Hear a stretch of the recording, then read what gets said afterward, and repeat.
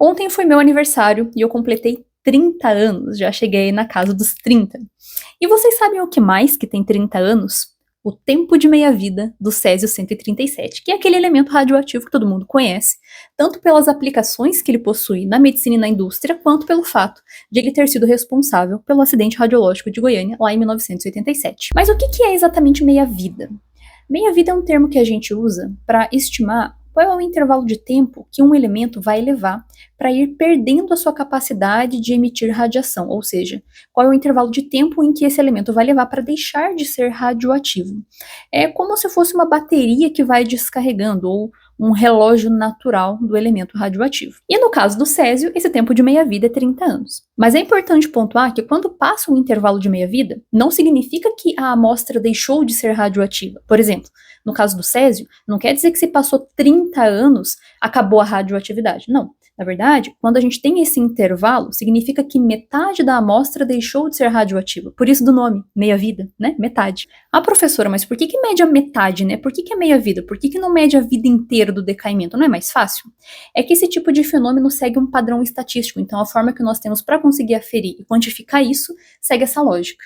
E uma coisa muito curiosa, gente, é que esse intervalo de tempo ele não muda, ele é inerente a cada elemento. Não tem como a gente acelerar esse processo, interromper ou modificar. Simplesmente cada elemento tem o seu intervalo ao qual ele vai deixar de se tornar radioativo. Todos os elementos radioativos decaem, ou seja, em algum momento eles vão deixar de ser radioativos. A questão é, qual é o intervalo de tempo que eles vão levar para que isso aconteça? O que vai definir se um elemento radioativo vai decair mais rápido ou mais devagar tem relação com a configuração do átomo desse elemento.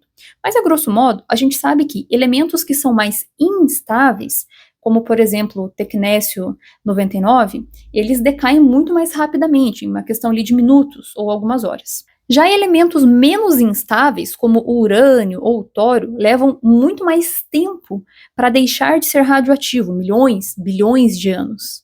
Conhecer o tempo de meia-vida que os elementos possuem ajuda a gente a definir qual vai ser a aplicação que esse elemento vai ter. Por exemplo, se eu quero um elemento que vai ser utilizado lá na medicina, que vai ser injetado dentro de um paciente, lá na medicina nuclear, por exemplo, como esse elemento vai ser administrado em seres humanos, eu espero que ele dure pouco tempo sendo radioativo, apenas o suficiente para eu conseguir fazer aquele exame e logo mais ele decaia e deixe de ser radioativo. Agora, se eu quero uma aplicação industrial em que eu vou ter o uso constante e contínuo daquela fonte, eu vou preferir que ela dure muito mais tempo emitindo radiação para que eu não precise ficar trocando, até por questões de custo, né? Então, quanto maior for o tempo de meia-vida, melhor.